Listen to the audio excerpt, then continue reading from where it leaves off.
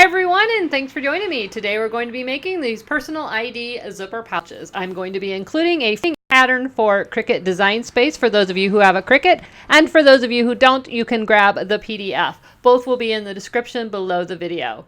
These zipper pouches are made with Cricut faux leather, some fabric cork fabric, and in the video we're going to be using a PVC vinyl, which is a plastic vinyl.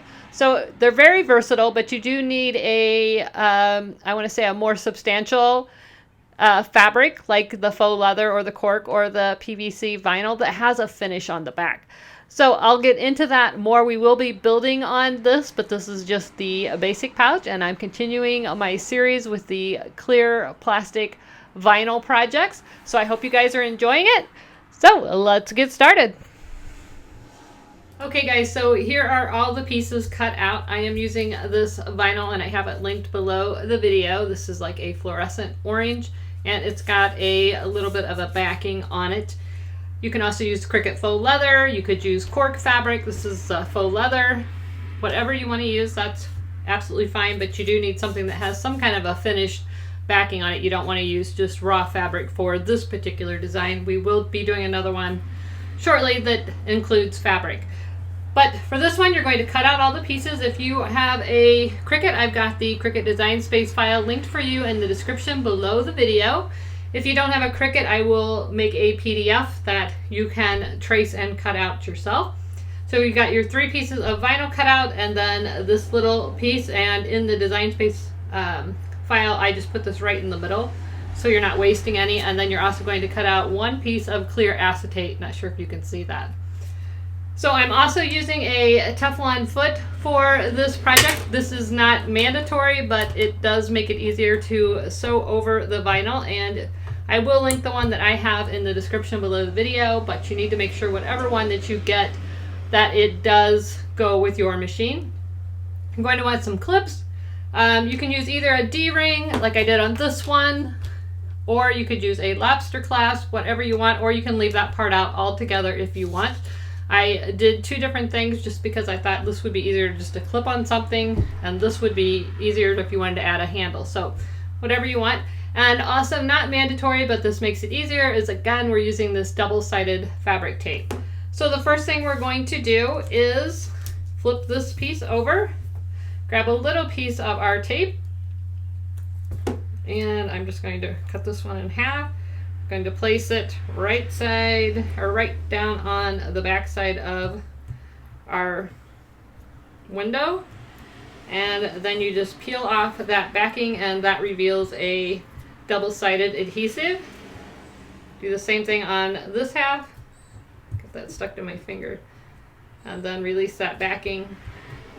And this is just going to allow the adhesive to stick to the acetate so that it doesn't move when you sew this. So you're going to apply that and line that window up over the window. Line the acetate up over the window, that is.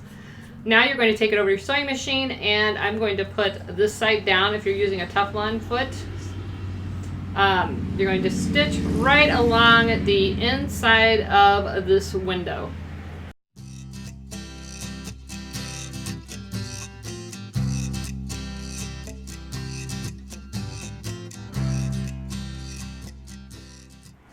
Okay, so I've stitched around the window. I didn't do a very good job lining this up here. I'm trying to stand and sew. The next thing we're going to do is grab the shorter piece of vinyl, and we're going to put that with the pretty side to the back side of this one and make sure that it covers that window. And you could use the adhesive if you wanted. I'm just going to put some clips. If you need to make sure that you have that clearance, you can go up shorter than the bottom here. That's no problem. There's plenty of leeway in this pattern. So I've got mine lined up just like this so that it's covering the window. And now I'm just going to sew from here to here and from here to here and backstitch at the beginning and the end. So just those short ends just to secure that pocket to the front piece.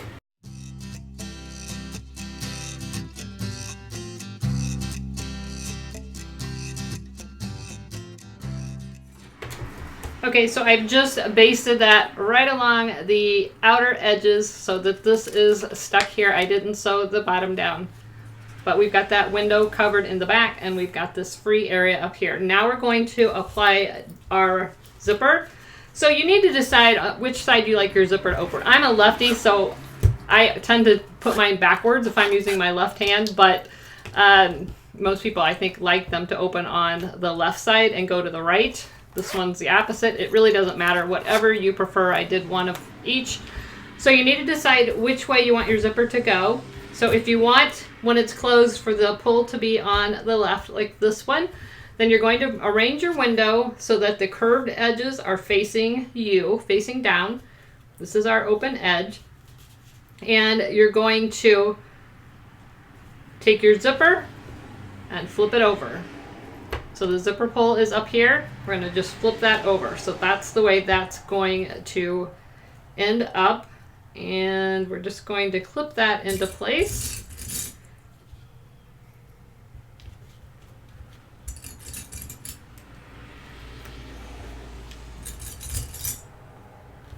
Now, using your zipper foot, you're just going to sew right along that upper edge, close to the zipper teeth as you can get.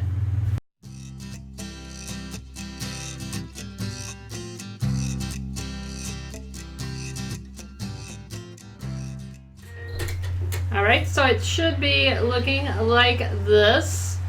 Now, when I was sewing, I didn't want to hit that zipper head. So if you have that problem, when your presser foot is down in the fabric, you can move this past so that you don't get a wonky stitch as you go around that zipper head.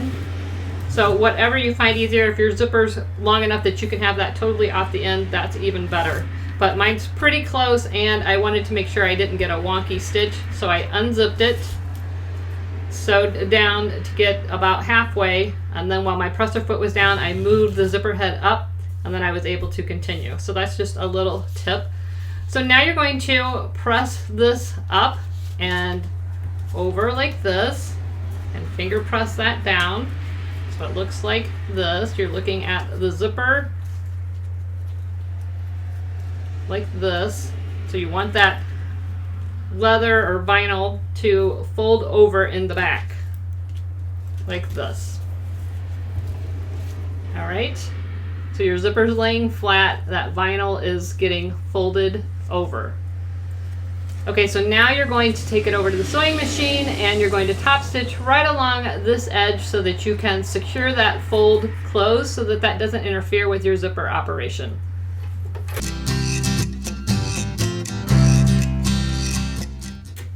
All right, so we've top stitched along that top edge, securing that into place. Now we're going to take our back piece. Well, actually, let's go ahead and put our tab on. So you're going to take your little tab and either your D-ring or your swivel lobster clasp, whichever you decide to use, you're going to thread that through like so. Fold it in half. Put the lobster clasp facing in wherever you want it. If you want it towards the center, you can do it wherever you want.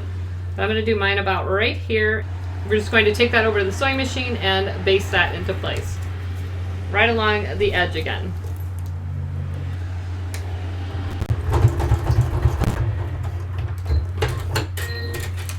So it looks like this.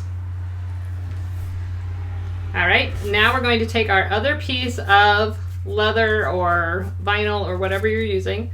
You're going to line that up with the raw edge of the zipper right here, making sure to line those sides up. Go ahead and clip that into place. And again, you're going to stitch right along that edge. It might help to stitch it on the back side. So you're going to stitch from there all the way down, making sure that those edges are nice and lined up as you're stitching.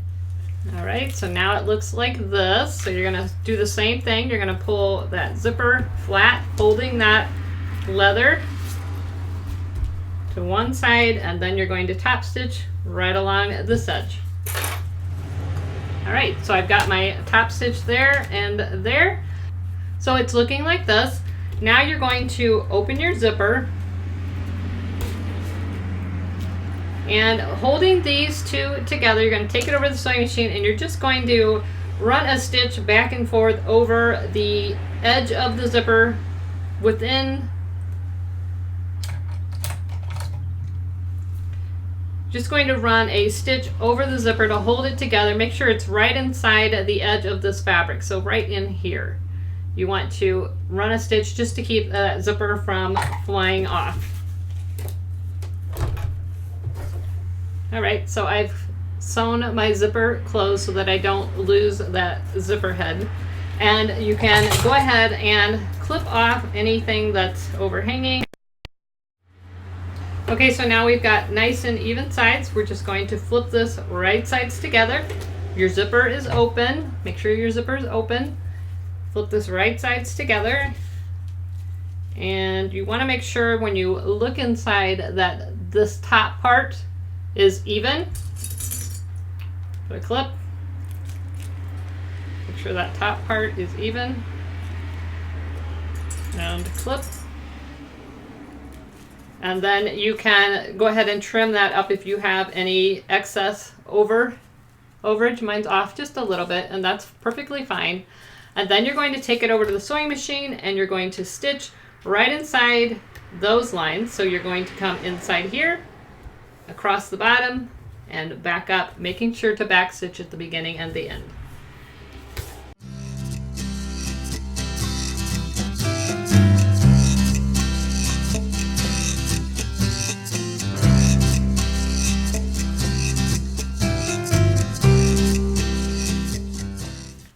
Once you have that stitched all the way in, so you can see I went inside my basting stitches, so I'm here, across, and back up. Make sure that you try to keep it pretty straight. You're going to go in and trim off those edges and any excess. This doesn't fray, so you can go pretty close, but don't cut into your stitching.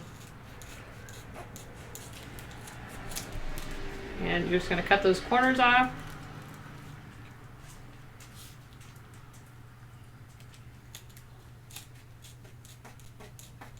It doesn't matter if you cut your basting stitches off, you just don't want to cut the ones that are holding the pouch together.